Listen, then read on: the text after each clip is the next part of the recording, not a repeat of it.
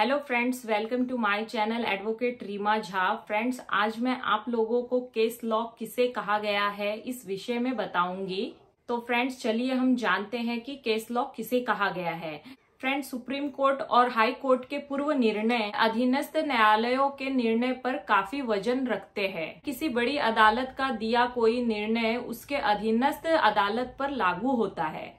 Friend, अधीनस्थ अदालत अपनी उच्च अदालत के दिए निर्णय से परे नहीं हो सकता, इसीलिए कानून में पूर्व निर्णय अति महत्वपूर्ण हो जाते हैं। सामान्य बोलचाल की भाषा में इसे रूलिंग अथवा केस लॉ कहा जाता है। फ्रेंड, बहस के दौरान वकील द्वारा अपने अपने पक्ष समर्थन में ऐसे निर्णय न्यायालय के समक्ष पेश किए जाते हैं जो न्याय निर्णयन में न्यायालयों का मार्गदर्शन करते हैं। फ्रेंड्स, आज हम इस वीडियो में चर्चा करेंगे कि यह निर्णय किस प्रकार लागू होते हैं और इससे संबंधित क्या प्रक्रिया है। फ्रेंड, जहां तक पूर्व निर्णयों की प्रयोज्यता का प्रश्न है, फ्रेंड, हर निर्णय को उस मामले के परिप्रेक्ष्य में पढ़ा जाना चाहिए जिसके आधार पर वह निर्णय लिया गया हो। पूर्व निर्णय किसी विषय पर संपूर्ण विधि का निर्वाचन नहीं कहा जा सकता। यह तथ्यों की सीमाओं से बंधा होता है। इससे यह स्पष्ट हो जाता है कि पूर्व निर्णयों की प्रयोज्यता प्रत्येक मामले के तथ्यों पर निर्भर करती है। यदि उस मामले के तथ्य जिस पर पूर्व निर्णय को लागू किया जाना है पूर्व निर्णय से संबंधित मामले के तथ्यों से मेल खाते हैं, तो उस मामले में पूर्व निर्णय को लागू किया जा सकता है।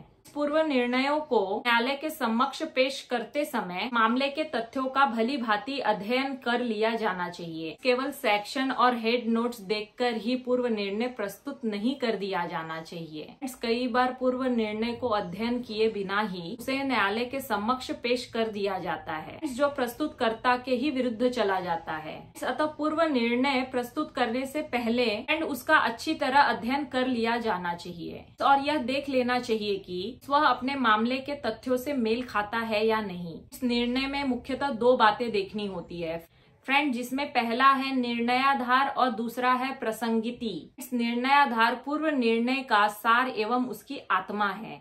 इस निर्णय लेखन में उसी से संबंध मिलता है। प्रसंगिति न्यायालय की राय होती है। न्यायाधार आबद्धकर होता है जबकि प्रसंगिति आबद्धकर नहीं होती है। Messrs Ansal housing and construction limited नई दिल्ली बनाम स्टेट ऑफ उत्तर प्रदेश के मामले में इलाहाबाद हाई कोर्ट द्वारा यह अभिनिर्धारित किया गया है इसके निर्णयाधार का पता सारे निर्णय को पढ़कर लगाना चाहिए, न कि इधर उधर की एक दो लाइनें पढ़कर। पूर्व निर्णयों को अत्यंत सावधानी से लागू किए जाने की अपेक्षा की गई है। ऐसे निर्णय को लागू करने से पूर्व यह देख लेना चाहिए कि दोनों मामलों के तथ्य एक जैसे हैं अथवा नहीं है। Directors of settlement Andhra Pradesh बनाम MR अप्पा राव के मामले में फ्रेंड सुप्रीम कोर्ट द्वारा यह कहा गया है कि इस निर्णयाधार बाध्यकारी बल रखता है, उसका अनुसरण किया जाना आवश्यक है। फ्रेंड्स, निर्णयाधार का मतलब है कि कोर्ट के समक्ष विवादित प्रश्न के संदर्भ में निर्णय को पढ़कर सिद्धांत का पता लगाना। दूसरी तरफ प्रसंगिति का बाध्यकारी बल नहीं होता है, किंतु उस पर विचार किया जा सकता है। अनुपालन की दृष्टि से न्यायिक निर्णयों को तीन वर्गों में रखा जा सकता है। फ्रेंड, पहला है सुप्रीम कोर्ट के निर्णय, दूसरा है प्रीवी काउंसिल के निर्णय तथा तीसरा है हाई कोर्ट के निर्णय। सुप्रीम कोर्ट के निर्णय सभी अधीनस्थ न्यायालयों पर आबद्धकर होते हैं। संविधान के आर्टिकल्स 141 में यह कहा गया है कि सुप्रीम कोर्ट द्वारा घोषित लॉ भारत के राज्य क्षेत्र के भीतर सभी न्यायालयों पर आबद्धकर होगी। मूंगाराम बनाम स्टेट ऑफ राजस्थान के मामले में सुप्रीम कोर्ट द्वारा यह अभिनिर्धारित किया गया है कि फ्रेंड सुप्रीम कोर्ट द्वारा घोषित विधि का द्वारा अनुसरण किया जाना चाहिए। कृष्णचंद मंडल बनाम श्रीमती मांडवी देवी के मामले में पटना हाई कोर्ट द्वारा यह कहा गया है कि पूर्व निर्णयों को अंतिम एवं आबद्धकर मानते हुए अंगीकृत किया जाना चाहिए।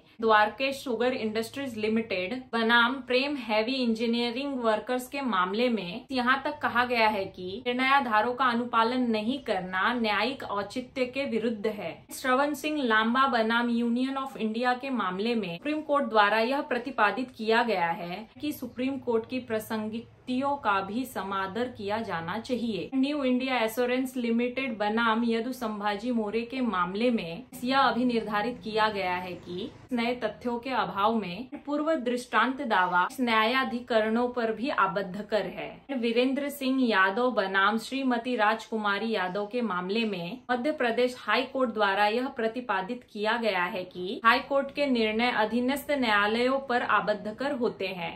न्यायिक अधिकारियों को इनका अनुसरण कर न्यायिक गरिमा का परिचय देना चाहिए। लेकिन यहाँ यह उल्लेखनीय है कि सुप्रीम कोर्ट के निर्णय स्वयं पर आबद्धकर नहीं होते हैं। फ्रेंड, अर्थात सुप्रीम कोर्ट अपने पूर्व निर्णयों को मानने के लिए आबद्धकर नहीं है। इस पूर्व निर्णयों के बारे में कुछ बातें ध्यान देने योग्य है जो मैं अभी आप लोगों को बता रही हूँ, जिसमें पहला है विधि अथवा नियम के विरुद्ध दिया गया कोई भी निर्णय पूर्व निर्णय नहीं बन सकता है। दूसरा है कोई भी निर्णय पूर्व निर्णय केवल तभी बन सकता है जब उसमें लॉ का प्रश्न भी निर्धारित किया गया हो।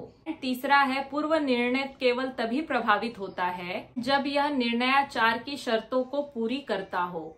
एंड चौथा है विनिर्दिष्ट तथ्यों पर आधारित विनिश्चय पूर्व निर्णय का स्थान नहीं ले सकता। फ्रेंड, पांचवा है विधिक स्थिति पर विचार किए बिना कोर्ट द्वारा दिए जाने वाले आदेश पूर्व दृष्टांत नहीं माने जा सकते। छठा है पूर्व दृष्टांत भूतलक्षी प्रभाव वाले होते हैं बशर्ते कि फ्रेंड अन्यथा विनिर्दिष्ट ना हो। सातवां है सिद्धांत युक्त न्यायिक निर्णय निर्णयाधार का निर्माण करता है। आठवां है असतर्कता से दिए गए निर्णय आबद्धकर नहीं होते हैं। प्रीवी काउंसिल के निर्णय हाई कोर्ट पर आबद्धकर है बशर्ते कि यह हाई कोर्ट द्वारा उल्टे नहीं गए हो।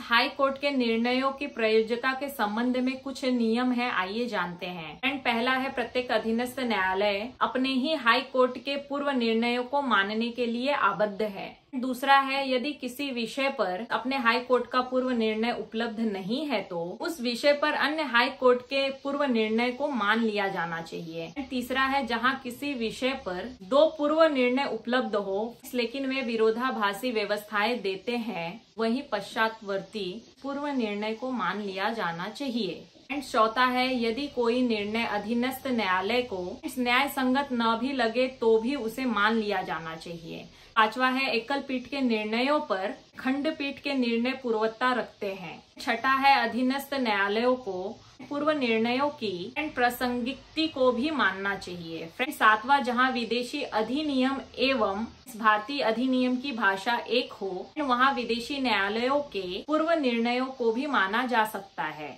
आठवां है यदि कोई बिंदु एकदम नया हो और उस पर कोई भारतीय पूर्व निर्णय उपलब्ध ना हो तब इंग्लैंड के पूर्व निर्णयों का अनुसरण किया जा सकता है। फ्रेंड्स, आज आप लोगों ने इस वीडियो के माध्यम से केस लॉ किसे कहा गया है इसकी संपूर्ण जानकारी प्राप्त की। एंड फिर भी आपका इस वीडियो से रिलेटेड कोई प्रश्न हो तो कमेंट बॉक्स में कमेंट जरूर करें। Friends, thank you for watching. जल्द ही मिलेंगे नेक्स्ट वीडियो में।